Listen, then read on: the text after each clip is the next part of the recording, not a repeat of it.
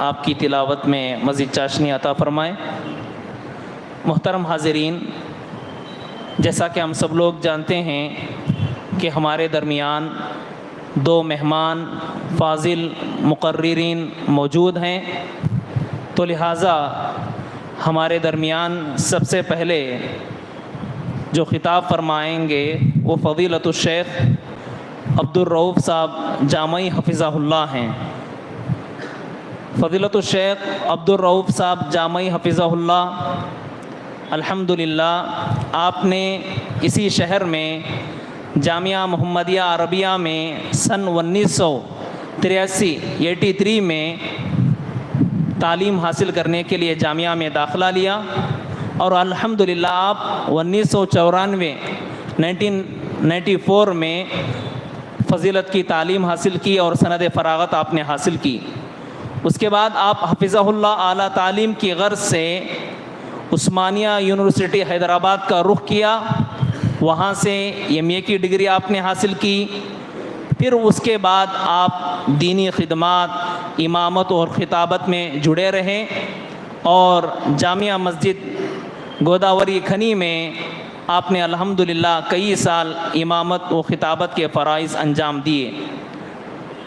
اس کے بعد آپ حفظہ اللہ حیدرآباد میں 2006 میں ایک صحافتی ڈپلومہ انسٹیٹیوٹ آف حیدرآباد میں آپ نے ایک صحافتی کورس بھی کیا، اور اسی طرح سے آپ حفظہ اللہ 2005 سے 2016 تک گوداوری کھنی میں انگریزی میں بھی بہت سارے انسٹیٹیوٹ چلائے، اور بہت سارے دینی خدمات آپ حفظہ اللہ انجام دیتے رہے اور دیتے آ رہے ہیں۔ میں اس موقع پر اللہ رب العالمین سے دعا گو ہوں کہ اللہ رب العالمین آپ کے جملہ خدمات کو قبول فرمائے، آپ کے میزان حسنات میں اس کو شامل فرمائے۔ میں بلا کسی تاخیر آپ حفظہ اللہ سے ادباً گزارش کرتا ہوں کہ آپ ہمارے درمیان خطاب فرمائیں۔ جزاکم اللہ خیرا۔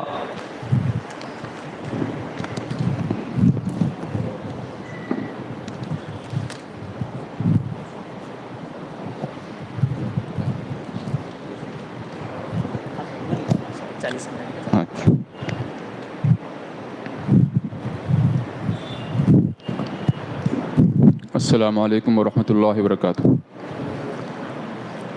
بسم اللہ الرحمن الرحیم۔ الحمد للہ الذی ہدانا لہذا وما كنا لنہتدی لولا ان ہدانا اللہ، والصلاة والسلام علی سیدنا ونبینا محمد وآلہ وصحبہ اجمعین ومن تبعہم بإحسان الی یوم الدین، اما بعد۔ قال اللہ تعالی فی کلامہ المجید، اعوذ باللہ من الشیطان الرجیم، بسم اللہ الرحمن الرحیم، وقال ربکم ادعونی استجب لکم۔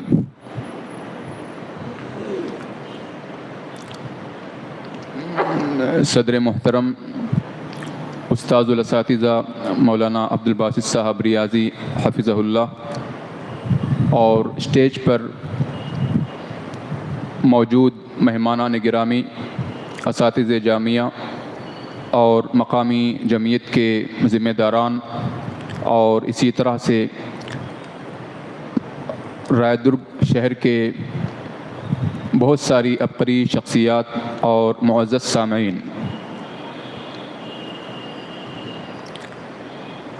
مجھے اس بات کی خوشی ہو رہی ہے کہ اس ماہانہ اجلاس میں آپ کے سامنے کچھ لب کشائی کروں۔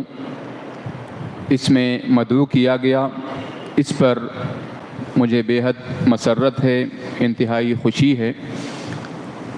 اس پر میں مقامی جمعیت کا شکر ادا کرتا ہوں، اور امید کرتا ہوں کہ اس طرح کے اجلاس آئندہ بھی بہت سارے ثمرات لے کر آئیں گے۔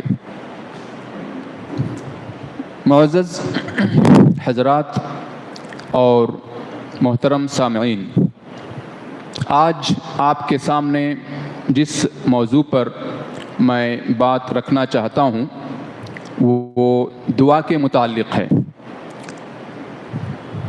دعا کے معنی ہیں اللہ تعالیٰ سے کوئی چیز مانگنے کے لیے کوئی چیز طلب کرنے کے لیے اللہ تعالیٰ سے دعا کرنا، مانگنا، اللہ تعالیٰ کو پکارنا، اور اللہ کے علاوہ کوئی ہماری مدد کرنے والا نہیں، وہ اکیلا ہے، ہمیشہ سے ہے، ہمیشہ رہے گا، تکلیف اور مشکل میں وہی کام آنے والا اور ہر مشکل کو وہی حل کرنے والا، لوگوں کو مصائب سے نکالنے والا، نجات دینے والا، ہر چیز اسی کے قبضے میں ہے، اسی کے ہاتھ میں ہے، وہ جو چاہے کرتا ہے، اور انسان جو چاہے وہ نہیں ہوتا ہے، اللہ جو چاہے وہی ہوتا ہے۔ اس پر اعتقاد رکھنا، مکمل اعتماد اور یقین رکھنا، یہ اللہ تعالیٰ پر۔ اللہ تعالیٰ نے جو بیان فرمایا ہے کہ وقال ربکم ادعونی استجب لکم، تمہارے رب نے یہ کہا ہے کہ تم مجھے پکارو، میں تمہاری پکار کو سنتا ہوں، یعنی مجھے تم اپنی تکلیف میں ہو، اپنی کسی مصیبت میں ہو، جہاں کہیں بھی ہوں، اپنے گھر پر ہوں، کاروبار کے موقع پر ہوں، سفر میں ہوں، کسی اور جگہ ہوں، جہاں کہیں بھی ہو، مجھے پکارو، میں تمہاری پکار کو سنتا ہوں۔ اس کا مطلب یہ نہیں کہ صرف تکلیف کے وقت یا مصیبت کے وقت ہی پکارو، بات ویسی نہیں۔ اللہ تعالیٰ نے کسی کو خوشحال بنایا ہے، بہت ہی عزت دیا ہے اور عیش و آرام میں رکھا ہے، تو اس کا شکر ادا کرنا تو ضروری ہے، لیکن اللہ کو بالکل نہیں بھولنا چاہیے، یہ اس کا مطلب ہے۔ انسان اللہ تعالیٰ کو پکارے گا، اللہ کے علاوہ کسی اور کو نہیں پکارے گا، یہاں تک کہ اللہ کے جو نبی گزرے ہیں وہ تمام کے تمام انبیاء بھی صرف اور صرف اللہ تعالیٰ ہی سے مدد طلب کیے ہیں، کیونکہ اللہ کے علاوہ کوئی مدد کرنے والا نہیں ہے۔ اس پر اعتقاد رکھنا سب کے لیے ضروری ہے، اور اس کے بغیر ایمان مکمل نہیں ہوتا ہے۔ دعا کے فضائل یا دعا کے مسائل سے قطع نظر میں آپ کے سامنے کچھ ضروری باتیں رکھنا چاہتا ہوں جو دعا سے متعلق ہیں۔ ویسے دعا کے فضائل ہیں، دعا کے کچھ مسائل ہیں، تقریباً بہت سارے لوگ یا اکثر لوگ، سب لوگ ہی اچھی طرح اس کو جانتے ہیں۔ کچھ اشارے میں کروں گا جو آپ کے توجہ کے درکار ہیں، اور آپ کے لیے، سب کے لیے، ہم سب کے لیے انشاءاللہ فائدہ مند ہوں گے۔ جیسا کہ مشہور ہے، جو آدمی دعا کرتا ہے تو اللہ تعالیٰ اس کی دعا کو قبول کرنے کے 3 مراحل رکھا ہے۔ ایک، یا تو اس کی دعا کو فوراً قبول کرتا ہے، اگر اللہ تعالیٰ نے فوراً قبول نہیں کیا ہے تو اس کی دعا کے بدلے میں آنے والی کوئی مصیبت ہے اس کو ٹال دیتا ہے۔ ایسا بھی نہیں ہوا ہے، یعنی دعا قبول بھی نہیں ہوئی ہے، کوئی مصیبت بھی نہیں ٹلی ہے۔ تیسرا جو مرحلہ ہے، اللہ تعالیٰ اس دعا کو آخرت کے لیے ذخیرہ بنا کر رکھ دیتا ہے۔ آخرت کی کوئی تکلیف ہے، آخرت کا کوئی بھی اللہ تعالیٰ نے مرحلہ، تکلیف والا مرحلہ رکھا ہے، تو اس کو ختم کرنے کے واسطے اللہ تعالیٰ اس کی دعا کو وہاں کے لیے محفوظ کر دیتا ہے، آخرت کا ذخیرہ بنا دیتا ہے۔ لیکن دعا ہمیشہ رائے گاں کبھی بھی نہیں جاتی ہے، دعا کا ثمرہ، دعا کا نتیجہ بالکل نکلتا ہے۔ اور دعا کو قبول ہونے کے واسطے اللہ کے رسول صلی اللہ علیہ وسلم نے جو پہلا مرحلہ بتایا ہے، پہلی شرط جو بتائی ہے وہ یہ ہے، اس کی مثال دیتے ہوئے اللہ کے رسول صلی اللہ علیہ وسلم نے بیان فرمایا ہے کہ تم لوگ دعا کرتے ہو، اللہ تعالیٰ تمہاری دعا کو سنتا ہے، لیکن وہ آدمی جو سفر کر رہا ہے، ساتھ میں اس کا توشہ ختم ہوا ہے اور وہ گرد و غبار میں اٹا ہوا ہے، اور سفر کی تکان کی وجہ سے کسی جگہ وہ ٹھہرا ہوا ہے، اس وقت اس کا زاد راہ، توشہ، پیسہ سب کچھ ختم ہو گیا ہے، اب اس کو کھانے پینے کی ضرورت ہے، اور ایسے وقت جبکہ اس بیابان میں، اس کھلے میدان میں کوئی نہیں ہے اس کی مدد کرنے کے واسطے، ایسے وقت وہ اللہ سے دعا کرتا ہے، یا ربی یا ربی، اے میرے پروردگار، اے میرے پروردگار، یعنی میری اس تکلیف کو دور کر دے، اللہ سے وہ دعا کرتا ہے۔ اللہ کے رسول صلی اللہ علیہ وسلم فرماتے ہیں کہ وَمَطْعَمُهُ حَرَامٌ، اس کا کھانا حرام کا ہے، وَمَشْرَبُهُ حَرَامٌ، اور اس کا پینا بھی حرام کا ہے، وَمَلْبَسُهُ حَرَامٌ، اور اس کا پہنا ہوا کپڑا حرام سے لیا ہوا ہے، وَغُذِيَ بِالْحَرَام، اور اس کا گوشت پوست جو اس کے جسم پر چڑھا ہوا ہے وہ بھی حرام کا ہے، فَأَنَّا يُسْتَجَابُ لِذَلِكَ، اللہ تعالیٰ اس کی دعا کو کیسے قبول کرے گا؟ ہر چیز حرام کی استعمال کی ہوئی ہے، اللہ تعالیٰ دعا کو کیسے قبول کرے گا؟ یعنی جو آدمی حلال کو چھوڑ کر حرام کے راستے پر ہے، چاہے کمائی ہو کسی بھی ذریعے سے، اللہ تعالیٰ اس کی دعا کو قبول کرنے کے لیے تیار نہیں ہے۔ اللہ تعالیٰ کے ہاں اس کی دعا کا کوئی اللہ کے پاس کوئی مقام نہیں ہے۔ یہ شرط ہے دعا کے قبول ہونے کے واسطے کہ اللہ تعالیٰ کے احکام کے مطابق بیان کیے ہوئے احکام کو، اللہ تعالیٰ کے احکام کو اچھی طرح سے سمجھیں اور اس پر عمل کرنے کی کوشش کریں۔ اللہ کے رسول حضرت محمد مصطفیٰ صلی اللہ علیہ وسلم دعا کرتے ہیں، اللہ تعالیٰ آپ کی دعا کو قبول کرتا ہے، اور اللہ کے رسول صلی اللہ علیہ وسلم کسی پر بد دعا بھی کرتے ہیں، تنگ آنے کے بعد، بہت تکلیف پانے کے بعد کسی پر بد دعا بھی کرتے ہیں، اللہ تعالیٰ اللہ کے رسول کی بد دعا کو بھی قبول کرتا ہے۔ اس کی کئی مثالیں ہیں۔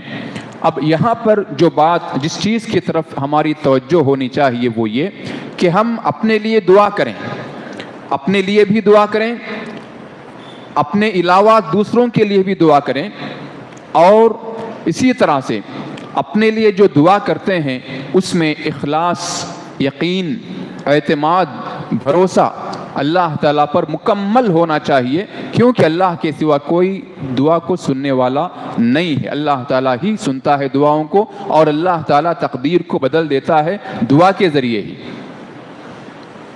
اللہ کے رسول صلی اللہ علیہ وسلم کے پاس ایک نوجوان آتا ہے، صحابہ کا مجمع بیٹھا ہوا ہے، لوگ بیٹھے ہوئے ہیں، صحابہ آپ کے ساتھ ہیں، ایک نوجوان آتا ہے اللہ کے رسول کے پاس، اور آنے کے بعد عرض کرتا ہے، اے اللہ کے رسول، مجھے زنا کی اجازت دیجیے، مجھے پرمیشن دیجیے کہ میں زنا کروں۔ توبہ توبہ، کیسی بات ہے! صحابہ کرام حیران ایک دوسرے کے منہ کو دیکھ رہے ہیں کہ یہ نوجوان کیسا ہے، کہاں سے آ گیا ہے۔ اس کو کوسنے کے واسطے، اس کو مارنے، اس پر حملہ کرنے کے واسطے لوگ تیار ہیں۔ اللہ کے رسول صلی اللہ علیہ وسلم صحابہ کو روکتے ہیں اور کہتے ہیں کہ ایسا مت کرو۔ اس نوجوان کو اللہ کے رسول اپنے قریب بلاتے ہیں، بلانے کے بعد اس سے کچھ محبت سے، پیار بھرے انداز میں سوال کرتے ہیں۔ وہ نوجوان عرض کرتا ہے، اے اللہ کے رسول، مجھے زنا کی اجازت دیجیے۔ اللہ کے رسول صلی اللہ علیہ وسلم فرماتے ہیں، تم نے ایسی بات کی طرف اشارہ کیا ہے، ایسی چیز کی اجازت مانگی ہے کہ اس کے بارے میں اگر کوئی آدمی تمہاری ماں کے ساتھ زنا کرے تو کیا تم اس کو پسند کرو گے؟ تو اس آدمی نے کہا کہ نہیں اے اللہ کے رسول، ہرگز نہیں، کوئی آدمی میری ماں کے ساتھ ایسا کیسے کرے گا، میں اس کو ہرگز پسند نہیں کرتا ہوں۔ اللہ کے رسول صلی اللہ علیہ وسلم نے فرمایا، اسی طرح کوئی بھی کسی کی ماں کے ساتھ زنا ہونا پسند نہیں کرتا ہے۔ اس کے بعد آپ نے اس آدمی سے پوچھا کہ کیا تم اپنی بہن کے ساتھ یہ پسند کرو گے کہ کوئی اس کے ساتھ بدکاری کرے؟ تو اللہ کے رسول صلی اللہ علیہ وسلم سے عرض کرتا ہے، نہیں اے اللہ کے رسول، میں یہ بھی پسند نہیں کرتا ہوں کہ کوئی میری بہن کے ساتھ ایسا کرے۔ اللہ کے رسول صلی اللہ علیہ وسلم نے فرمایا ہے کہ کوئی بھی کسی کی اپنی بہن کے ساتھ ایسا برا کام ہونا پسند نہیں کرتا ہے۔ اسی طرح آپ نے پوچھا، کیا آپ اپنی بیٹی کے ساتھ ایسا ہونا پسند کرو گے؟ تو اس نے کہا کہ ہرگز نہیں، میں اپنی بیٹی کے ساتھ ایسا ہونا بالکل پسند نہیں کرتا ہوں۔ اللہ کے نبی صلی اللہ علیہ وسلم نے فرمایا ہے کہ کوئی بھی کسی کی بیٹی کے ساتھ بھی ایسا کام ہونا یا کرنا بالکل پسند نہیں کرتا ہے۔ اس کے بعد آپ نے پوچھا کہ کیا تم اپنے خالہ کے ساتھ ایسا ہونا پسند کرو گے؟ تو اس آدمی نے کہا کہ ہرگز نہیں، میں اپنی خالہ کے ساتھ بھی کوئی برائی کا کام کرے اس کو بھی پسند نہیں کرتا ہوں۔ آپ نے پوچھا کہ اپنی پھوپھی کے ساتھ ایسا پسند کرو گے؟ تو اللہ کے نبی صلی اللہ علیہ وسلم نے پوچھا تو اس نے کہا کہ ہرگز ایسا میں پسند نہیں کروں گا کہ کوئی اپنی میری پھوپھی کے ساتھ ایسا کرے۔ آپ نے فرمایا اسی طرح کوئی بھی آدمی اپنی خالہ کے ساتھ یا اپنی پھوپھی کے ساتھ ایسا ہونا، بدکاری کرنا یا ہوتا ہوا دیکھنا ہرگز پسند نہیں کرے گا، برداشت نہیں کرے گا۔ لہذا یہ برا کام ہے، ایسا کرنا کسی کو پسند نہیں ہے۔ آپ کو کیسے پسند ہو رہا ہے؟ ہرگز نہیں۔ اللہ کے نبی صلی اللہ علیہ وسلم نے اس کو اپنے قریب بلایا اور اس کے سینے پر ہاتھ رکھا اور اللہ تعالیٰ سے اس کے لیے دعا کیا، اللہم اہدی قلبہ، اے اللہ تعالیٰ تو اس کے دل میں ہدایت ڈال دے، واغفر ذنبہ، اے اللہ تعالیٰ اس کے گناہوں کو معاف کر دے، وحسن فرجہ، اے اللہ تعالیٰ اس کی عزت کی تو حفاظت فرما۔ اللہ کے رسول صلی اللہ علیہ وسلم کی دعا کا یہ نتیجہ ہوا کہ بعد میں وہ آدمی جب گیا تو ہر گناہ سے پاک تھا، کسی سے کبھی اس نے برا کام کا ارادہ نہیں کیا اور وہ بہت ہی اللہ والا آدمی بن گیا۔ اللہ کے رسول کی دعا کا یہ نتیجہ ہوا ہے۔ آپ دیکھیے کہ اللہ کے رسول کسی کے لیے دعا کرتے تھے تو اس کا نتیجہ کتنا اچھا نکلتا تھا۔ حضرت طفیل بن عمرو دوسی رضی اللہ تعالیٰ عنہ اسلام قبول کرتے ہیں اللہ کے رسول کے پاس اپنے قبیلے کے پاس سے آنے کے بعد، اور اللہ کے رسول سے عرض کرتے ہیں اے اللہ کے رسول میرے قبیلے کی ہدایت کے لیے دعا کیجئے۔ اللہ کے رسول صلی اللہ علیہ وسلم اللہ سے دعا کرتے ہیں اللہم اہد دوسن، اللہم اہد دوسن، اے اللہ تعالیٰ قبیلے دوس کو تو ہدایت کے راستے پر لگا دے، ان کو اسلام کی ایمان کی ہدایت دے دے۔ اللہ تعالیٰ کی توفیق سے اللہ کے رسول کی دعا قبول ہوتی ہے، قبیلے دوس کے اکثر لوگ مسلمان ہو جاتے ہیں۔ حضرت ابو ہریرہ رضی اللہ تعالیٰ عنہ اپنی ماں کے بارے میں اللہ کے نبی صلی اللہ علیہ وسلم کے پاس آتے ہیں اور عرض کرتے ہیں اللہ کے رسول میری ماں کی ہدایت کے لیے دعا کیجئے۔ اللہ کے نبی صلی اللہ علیہ وسلم نے دعا کیا اور اللہ کے نبی صلی اللہ علیہ وسلم کی دعا کا اثر یہ ہوا کہ حضرت ابو ہریرہ رضی اللہ تعالیٰ عنہ کی ماں جو ہے اسلام قبول کرتی ہیں۔ ایسے کئی شواہد ہیں، ایسی کئی مثالیں ہیں اور کئی واقعات موجود ہیں۔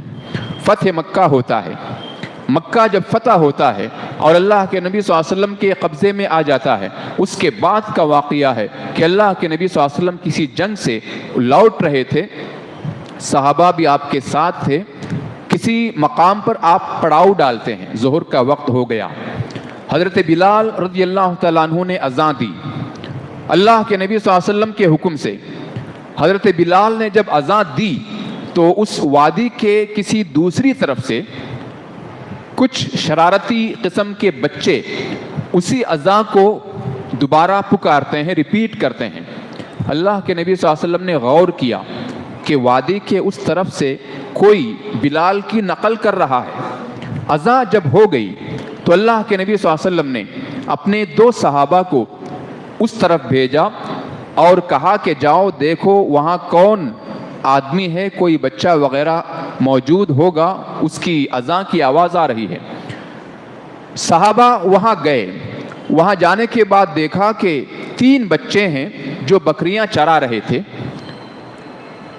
صحابہ اللہ کے نبی صلی اللہ علیہ وسلم کے پاس ان بچوں کو لے کے آتے ہیں۔ اللہ کے نبی صلی اللہ علیہ وسلم نے ان بچوں سے پوچھا انت من اذن آنفا، کیا تم ہی نے ابھی اذان دی ہے، کیا وہ تم ہی ہو؟ تو ایک بچے نے کہا کہ نہیں، ایک بچے نے کہا کہ نہیں، اور تیسرے نے بھی کہا کہ میں نے بھی ایسا نہیں کیا ہے۔ شرما رہے تھے بچے، ذرا سہم گئے تھے، ڈر گئے تھے۔ اللہ کے نبی صلی اللہ علیہ وسلم نے ایک بچے سے کہا آپ اذان دو، تو وہ بچہ اس آواز کو نقل کرتا ہے لیکن پہلے جیسی آواز وہ نہیں تھی۔ دوسرے بچے سے کہا کہ تم اذان دو، تو اس بچے نے جب اذان کے کلمات پڑھے تو وہ آواز بھی پہلے جیسی آواز نہیں تھی۔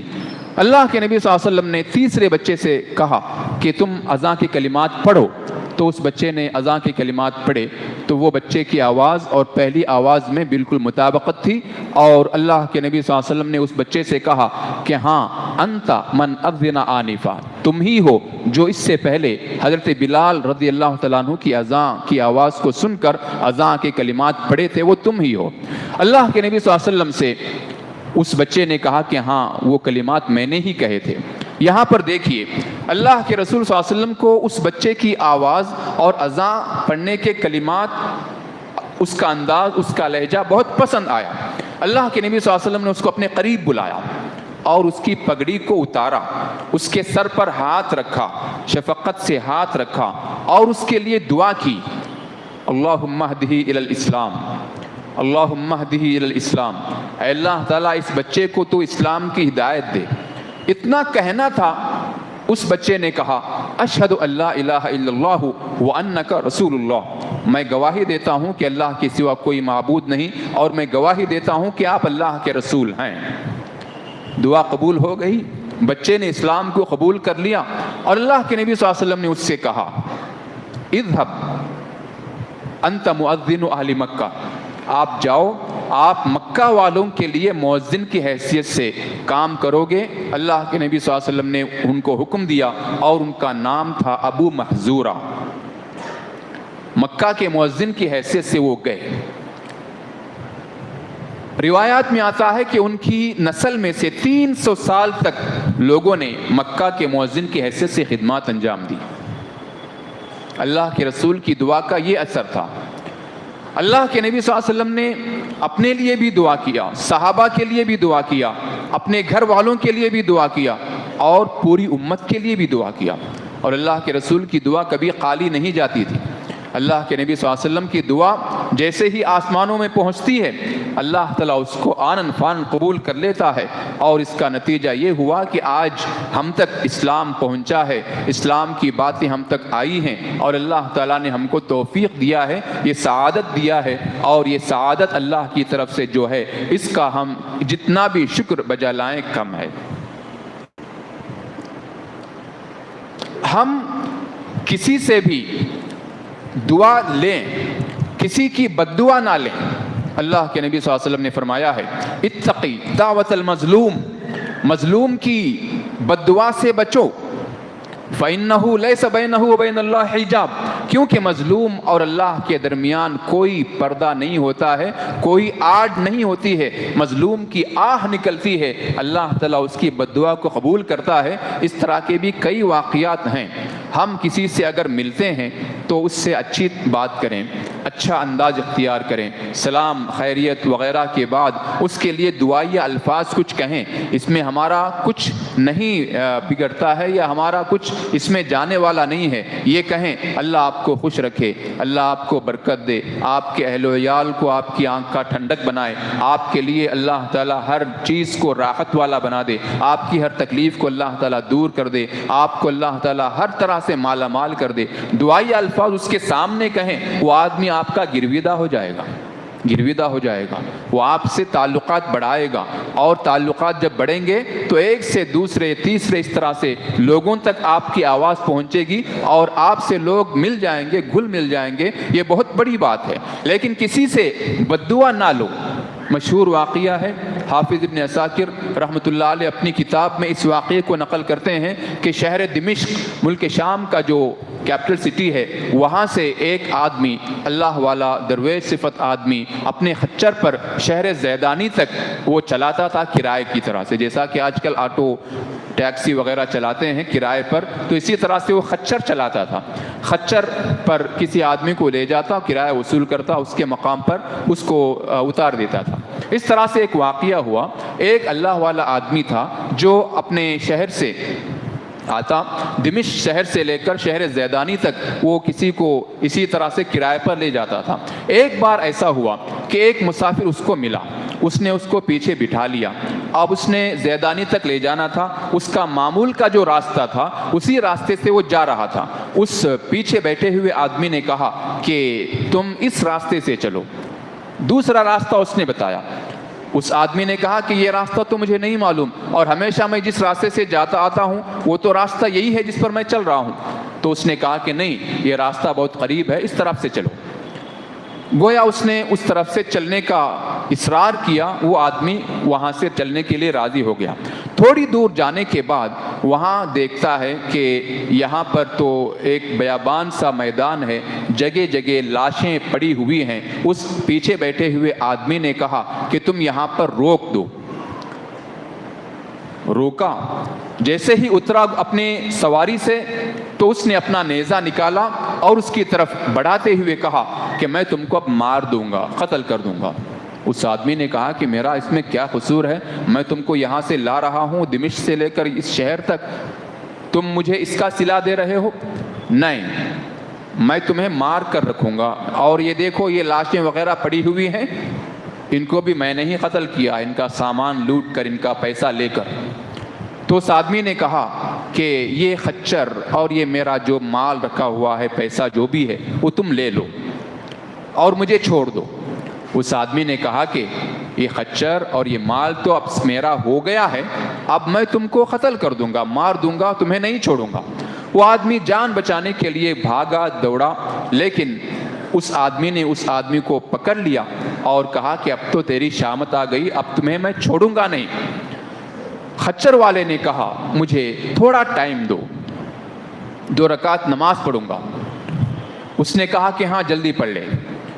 خچر والے نے 2 رکعت نماز پڑھنا شروع کیا، اللہ سے دعا کر رہا ہے، امن یجیب المضطر اذا دعاہ ویکشف السوء، کون ہے وہ ذات جو کسی مجبور کی دعا کو سنتا ہے، اس کے تکلیف کو دور کرتا ہے، وہ اللہ کے سوا اور کون سی ذات ہے۔ اس آدمی نے دعا کیا اور اس آیت کو بار بار پڑھتا رہا، دیکھتا ہے کہ ایک گھوڑ سوار آیا ہوا ہے اور اپنے برچھے سے اس آدمی کو جو قتل کرنے کے لیے آیا ہوا تھا اس آدمی کو مار دیا اور وہ آدمی مر گیا۔ یہ آدمی دیکھتا ہے کہ گھوڑ سوار آیا ہوا ہے اور اس آدمی کو اس نے قتل کر دیا۔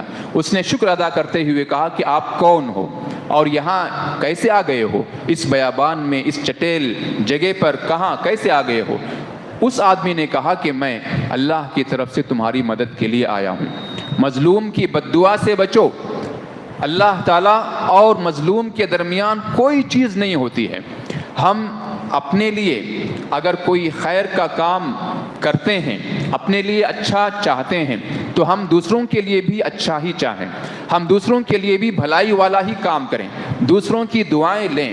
ماں کی دعا لینا چاہیے، باپ کی دعائیں لینا چاہیے، استاد کی دعا لینا چاہیے، اپنے بڑوں کی دعائیں لینا چاہیے، اپنے بزرگوں کی دعائیں لینا چاہیے۔ اور یہ جو باتیں دعا کے متعلق ہیں، یہ ایسی باتیں ہیں کہ ان باتوں پر عمل کرنا اور اس کا جو نتیجہ آگے آئے گا وہ بہت ہی بہترین نتیجہ ہے۔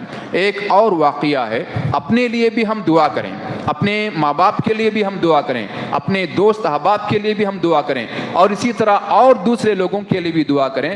ہم اپنی نماز، اپنی عبادتوں وغیرہ میں صرف اپنے لیے دعا کرتے ہیں، اپنے ماں باپ کے لیے دعا کرتے ہیں، اپنے بچوں کے لیے دعا کرتے ہیں، اپنے گھر والوں کی حد تک ہماری دعائیں محدود رہتی ہیں۔ ہم کسی اور کے لیے بھی دعا کریں، کوئی تکلیف میں ہے اس کی تکلیف کو اللہ دور کر دے، ایسی بھی دعا کریں۔ کسی کے سامنے ہم بات کر رہے ہیں، اس سے اس کی تکلیف کو دیکھا نہیں جا رہا ہے، اس کے سامنے دعائیہ الفاظ اس کے لیے کہیں کہ اللہ آپ کی تکلیف کو دور کر دے، آپ کی ہر تکلیف کو آسانی سے بدل دے، آپ کی یہ تکلیف جو ہے اللہ تعالیٰ دور کر دے گا۔ بیمار کے پاس جائیں گے تو اس کے لیے دعا کریں، دعا کی درخواست کریں، اللہ بیمار کی دعا کو قبول کرتا ہے۔ تو اس طرح سے دعا کے متعلق ہم یہ ہماری روش اپنائیں کہ ہم دوسروں کے لیے بھی دعا کریں، اپنے لیے اور دوسروں کے لیے بھی۔ ایک واقعہ ہے، ذرا دلچسپ واقعہ ہے۔ محمد بن عبد الرحمن الوریفی سعودی عرب کے ایک بہت بڑے عالم ہیں، انہوں نے اپنی ایک کتاب لکھی ہے استمتع بالحیات، یعنی زندگی گزارنا سیکھیے، انجوائے کیجئے زندگی کو اپنا زندگی سے اپنی جو زندگی ہے اس کو خوشی سے گزاریے، چاہے تھوڑے میں ہو، چاہے زیادہ میں ہو، عیش میں ہو، تکلیف میں ہو، جیسا بھی ہو، لیکن پازیٹیو مائنڈ رکھیے۔ اس طرح سے انہوں نے کتاب لکھا ہے، اس میں ایک واقعہ نقل کیا ہے۔ وہ واقعہ یہ ہے کہ وہ لکھتے ہیں کہ رمضان کا مہینہ تھا اور شب قدر وغیرہ کی راتیں تھیں، رمضان کا آخری عشرہ چل رہا تھا، آخری 10 دن تھے۔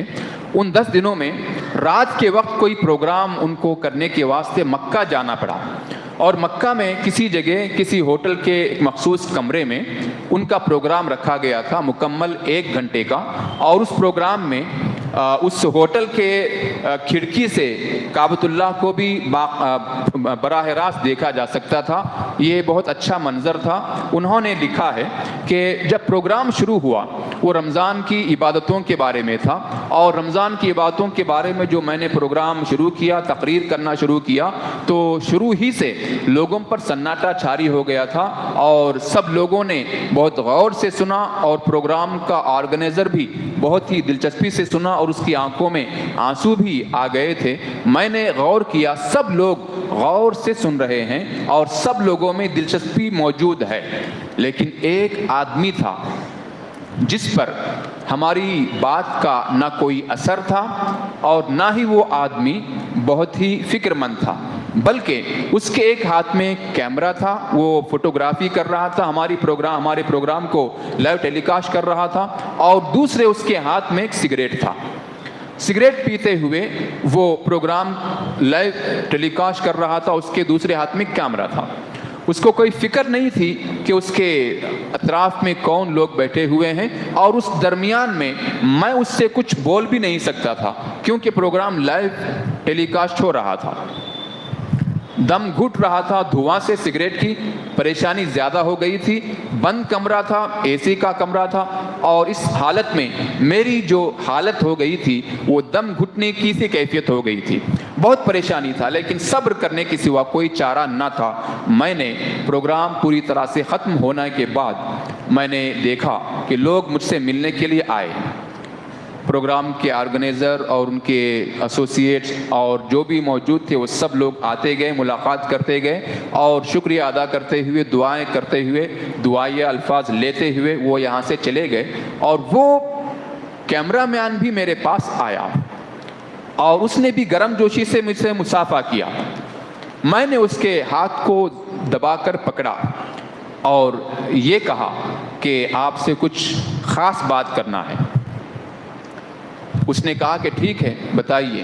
میں نے اس کو سائڈ میں لیا، ایک طرف لے جا کر اس سے کہا کہ میں آپ سے کچھ خاص بات کرنا چاہتا ہوں، وہ یہ ہے کہ آپ جو سگریٹ پی رہے ہیں، میں نے بات جیسے شروع کیا اس نے بات کو کاٹ دیا اور کہا کہ شیخ آپ مجھے نصیحت مت کیجیے، آپ سے بڑے بڑے علماء نے مجھے نصیحت کیا ہے، ان کی نصیحت کا کوئی فائدہ نہیں ہوا ہے، آپ کی نصیحت کا کوئی فائدہ نہیں ہے، لہذا آپ مجھے نصیحت مت کیجیے۔ شیخ صاحب کہتے ہیں کہ میں نے دوبارہ کہنے کی کوشش کی کہ آپ کو معلوم ہونا چاہیے کہ اللہ تعالیٰ نے ان جیسی چیزوں کو جو ہے اللہ تعالیٰ نے حرام کیا ہے۔ میں نے جیسے ہی شروع کیا اپنی بات، اس نے دوبارہ میری بات کو کاٹ دیا اور کہا کہ شیخ صاحب میں 40 سالوں سے سگریٹ نوشی کر رہا ہوں اور میرے رگوں میں خون کے بجائے سگریٹ، سگار، تمباکو وغیرہ چل رہا ہے، میں اس کو چھوڑ نہیں سکتا، آپ اپنی بات کو اپنے پاس رکھیے، مجھے جانے دیجیے، مجھے نصیحت مت کیجیے۔ میں نے ہار نہیں مانی اور دوبارہ سے بارہ اس آدمی سے کہا کہ دیکھو میری بات کم سے کم سن لیجئے ایک بار، یہ سگریٹ نوشی وغیرہ جو ہے نا اللہ تعالیٰ نے اس کو حرام کیا ہے، اللہ کے نبی صلی اللہ علیہ وسلم کو بالکل ناپسند ہے۔ اس نے دوبارہ سے بارہ میں نے کہا تو پھر اس نے یہی کہا کہ نہیں آپ کی نصیحت کا کوئی فائدہ نہیں ہے، مجھے آپ مت بولیے، میں یہ سگریٹ نوشی کو نہیں چھوڑوں گا۔ آپ کیا کر سکتے ہیں؟ صرف دعا کیجئے، آپ مجھے نصیحت مت کیجئے، بس دعا کیجئے۔ شیخ صاحب کو موقع ہاتھ آ گیا، ٹھیک ہے میں آپ کے لیے دعا کروں گا، آپ ادھر آئیے۔ اس کا ہاتھ پکڑا اور کھڑکی کی طرف لے گیا۔ کھڑکی کی طرف جو ہے کعبۃ اللہ کا نظارہ ہو رہا تھا، کعبۃ اللہ براہ راست وہاں سے نظر آ رہا تھا۔ آپ دیکھ رہے ہیں یہاں کون لوگ موجود ہیں، کعبۃ اللہ کا طواف کر رہے ہیں؟ اس نے کہا کہ ہاں کعبۃ اللہ کا طواف کر رہے ہیں، اس میں عرب ہیں، عجم ہیں، کالے ہیں، گورے ہیں، اور ہر ذات کے، ہر قوم کے اور ہر طرح کے دنیا کے کونے کونے کے لوگ وہاں آئے ہوئے ہیں، اور وہ لوگ اپنی تکلیف کو دور کرنے کے لیے اللہ سے دعائیں کر رہے ہیں۔ اللہ تعالیٰ ان کی دعا کو قبول کرے گا، ضرور کرے گا۔ یہ جو چیزیں یہاں پر نظر آ رہی ہیں، کیا آپ نہیں چاہتے کہ آپ کو بھی اللہ تعالیٰ وہ سب دے جو ان کو دے گا؟ تو اس نے کہا کہ کیوں نہیں، میں بھی یہی چاہوں گا کہ اللہ تعالیٰ مجھے بھی وہ سب کچھ دے جو سعادتیں، وہ توفیق اور وہ نیکی ہر طرح سے اللہ تعالیٰ مجھے مالا مال کر دے جو ان کو دینے والا ہے۔ تو شیخ صاحب نے کہا کہ آئیے میں دعا کروں گا آپ کے واسطے، آپ اپنے ہاتھ اٹھا کر میرے دعاؤں پر آپ آمین کہتے جائیے۔ شیخ صاحب کو دعا کا جو ہے نا موقع مل گیا. شیخ صاحب نے ہاتھ اٹھائے, دعا کرنا شروع کیا, اے اللہ تعالیٰ اس بندے کو تو معاف کر دے. اس نے کہا کہ آمین. اے اللہ تعالیٰ اس بندے کے درجات کو بلند کر دے. اس نے کہا آمین. اے اللہ تعالیٰ اس بندے کو جنت میں جگہ دے اور اپنے احباب کے ساتھ اس کو وہاں پہ جمع کر دے اور اس کو نیک بنا دے. اس آدمی نے کہا آمین. اسی طرح سے لمبی دعا اس شیخ صاحب نے کیا. تقریباً 10-15 منٹ انہوں نے دعا کیا اور اس دعا کے اندر دنیا اور آخرت کی سعادتیں اور کامیابیاں وغیرہ انہوں نے مانگی. ہر دعا پر, ہر لفظ پر, ہر جملے پر وہ آدمی آمین کہتا گیا, یہاں تک کہ اس کے دل میں نرمی آ گئی, شفقت اللہ تعالیٰ نے ڈال دیا اور اس کی آنکھوں میں آنسو آ گئے کہ اتنی دیر تک میرے واسطے کوئی بندہ دعا کر رہا ہے, پوری دلچسپی لے کر سپریٹ میرے لیے ٹائم نکال کر کوئی آدمی دعا کر رہا ہے. اس آدمی کے دل میں نرمی آ گئی اور وہ رونے لگ گیا. روتا رہا, دیر ہو گئی اور شیخ صاحب نے آخری جملہ یہ کہا, اے اللہ تعالیٰ میں نے جو کچھ اس بندے کے حق میں دعا کیا ہے اللہ تعالیٰ اس کو قبول کر لے. اگر اس نے سگریٹ نوشی نہیں چھوڑی, اے اللہ تعالیٰ اس دعا کے اثر سے اس کو محروم کر دینا. اس آدمی کو اتنی شرمندگی ہو گئی کہ وہ اپنے ہاتھوں کو جو ہے نا اپنے آنکھوں پر لگا لیا اور چہرے کو چھپا لیا, روتے روتے وہاں سے نکل کر چلا گیا. شیخ صاحب کہتے ہیں کہ مجھے بھی بڑی شرمندگی ہوئی کیونکہ 3-4 بار میں نے اس کو نصیحت کیا لیکن اس نے نہیں مانا, دعا بھی کیا پھر بھی وہ آدمی شرمندہ نہیں ہوا. تو شیخ صاحب کو بھی بڑا افسوس ہوا, آئی گئی ہو گئی بات.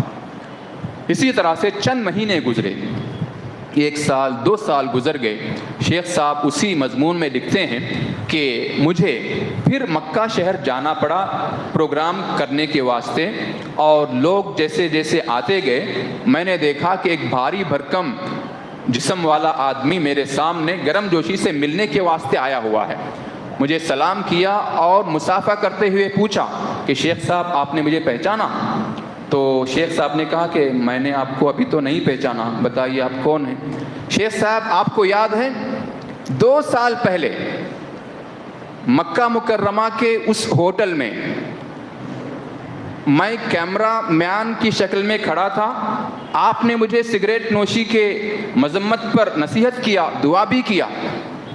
ہاں وہی آدمی, وہی کیمرہ مین, مجھے یاد آ گیا.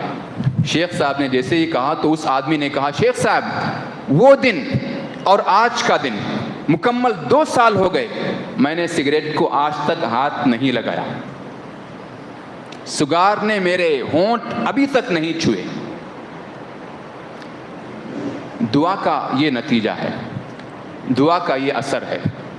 اللہ تعالیٰ دعا قبول کرتا ہے اپنے حق میں, اپنے لیے اگر ہم کریں, دوسروں کے لیے بھی آپ کریں تو اللہ تعالیٰ اس کو قبول کرتا ہے, ضرور قبول کرتا ہے. ہم کسی کی بھلائی چاہتے ہیں تو ان کے لیے دعائیں کریں. کوئی مسکین ہے, کھانا کھلاتے ہیں, مدد کرتے ہیں, ساتھ میں دعا بھی کریں. ہمارے پاس اتنی طاقت نہیں ہے کہ ہم کسی کو کھلائیں, کسی کو پلائیں اور کسی کی مدد کریں کسی بھی ذریعے سے کم دعا کریں. اللہ تعالیٰ ہماری دعا کو قبول کرتا ہے, ضرور کرتا ہے, قبول کرتا ہے. شرط یہ ہے کہ ہم حلال کے دائرے میں رہیں, حرام سے ہمیشہ کے لیے بچتے رہیں. ہم سب اپنے لیے دعا کریں, اپنے ماں باپ کے لیے دعا کریں, اپنے رشتہ داروں کے لیے دعا کریں, اپنے کھمبا والوں کے لیے دعا کریں, اپنے پڑوسیوں کے لیے دعا کریں, اپنے دوست احباب کے لیے دعا کریں, اور جہاں جہاں لوگ موجود ہیں مصیبتوں میں گرفتار ہیں ان سب کے لیے بھی دعا کریں. اللہ تعالیٰ ہماری دعا کو قبول کرتا ہے, ضرور کرتا ہے. اللہ کے نبی صلی اللہ علیہ وسلم کے پاس صحابہ کرام اپنی فرمائشیں لے کر آتے تھے, اے اللہ کے رسول دعا کیجئے. اللہ کے نبی صلی اللہ علیہ وسلم دعا کرتے تھے اور اللہ تعالیٰ ان کی دعا کو قبول کرتا تھا. اور یہ چیز ہمارے اندر بھی ہونی چاہیے کہ ہم ایسے بنیں کہ کوئی آدمی ہمارے پاس آئے تو ہماری شباہت کو دیکھ کر, ہماری عبادت وغیرہ کو دیکھ کر اور ہمارے اخلاق اور ہمارے عمل صالح کو دیکھ کر وہ عرض کرنے لگے کہ آپ ہمارے لیے دعا کیجئے, آپ ہمارے لیے دعا کریں. ہم اپنی شخصیت کو ایسی بنائیں جیسا کہ حدیث میں آتا ہے کہ تم کسی آدمی کو دیکھو تو اللہ تعالیٰ یاد آ جائے. یہ شخصیت اس طرح کی ہمیں بنانا چاہیے. دعا کے بڑے ثمرات ہیں, دعا کے بڑے نتائج ہیں. ساری دنیا کے اندر جہاں کہیں بھی مسلمان پستی میں ہیں اور ذلت میں ہیں اور بد عملی میں ہیں، ان سب کے لیے ہم دعائیں کرتے رہیں تہجد میں اور دوسرے موقعوں پر جب کبھی ہم دعائیں کرتے رہیں تو اللہ تعالیٰ ہماری ان دعاؤں کا ثمرہ، ان دعاؤں کا بہترین نتیجہ لائے گا، اور اللہ تعالیٰ کے لیے یہ کوئی دور کی بات نہیں ہے، اللہ کے لیے یہ کوئی مشکل بات نہیں ہے۔ ہمیں چاہیے کہ ہم اپنے اعمال کو سدھاریں، نیک عمل کرتے رہیں، برے عمل سے ہم ہمیشہ کے لیے بچتے رہیں، اور اپنی دعاؤں میں وہ جان پیدا کریں، وہ اخلاص پیدا کریں ہمارے عمل میں کہ اللہ تعالیٰ ہماری دعا کو قبول کر لے، اور ہم اپنے عمل کو اتنا پختہ بنائیں کہ اللہ تعالیٰ ہماری دعاؤں کو قبول کر لیں اور ہم مستجاب الدعوات بن جائیں، یعنی ایسا آدمی جس کی دعا کو اللہ تعالیٰ سن لے، ایسی بات آ جائے، ہمارا عمل اخلاص والا ہو، ہماری دعاؤں میں وہ اللہ تعالیٰ وہ برکتیں، وہ جان ڈال دے گا۔ اللہ سے ہم دعا کرتے ہیں کہ اللہ تعالیٰ ہمارے اندر یہ چیز پیدا کریں، اخلاص پیدا کریں، ہماری دعاؤں کو اللہ تعالیٰ اثردار بنائیں، اور ہماری دعاؤں کا بہترین نتیجہ اللہ تعالیٰ لائے، اور ہمارے لیے اللہ تعالیٰ نے جو کچھ مقدر کیا ہے اس کو اللہ تعالیٰ تمام لوگوں کے لیے بہترین سے بہترین بنائے۔ آمین۔ اقول قولی ھذا والحمد للہ رب العالمین، والسلام علیکم ورحمۃ اللہ وبرکاتہ۔ جزاکم اللہ خیر و احسن الجزا۔ ماشاءاللہ شیخ محترم نے دعا کے تعلق سے واقعات کی روشنی میں انوکھے انداز میں آپ سمجھا رہے تھے۔ میں اس موقع پر اللہ سے دعا کرتا ہوں کہ اللہ رب العالمین آپ کے اس خطاب کو قبول فرمائے اور مزید آپ سے دین کی خدمات لیتا رہے۔ بارک اللہ فیکم۔ اب اس کے بعد آپ کے درمیان ایک دو اہم اعلانات ہیں۔ سب سے پہلا اعلان یہ ہے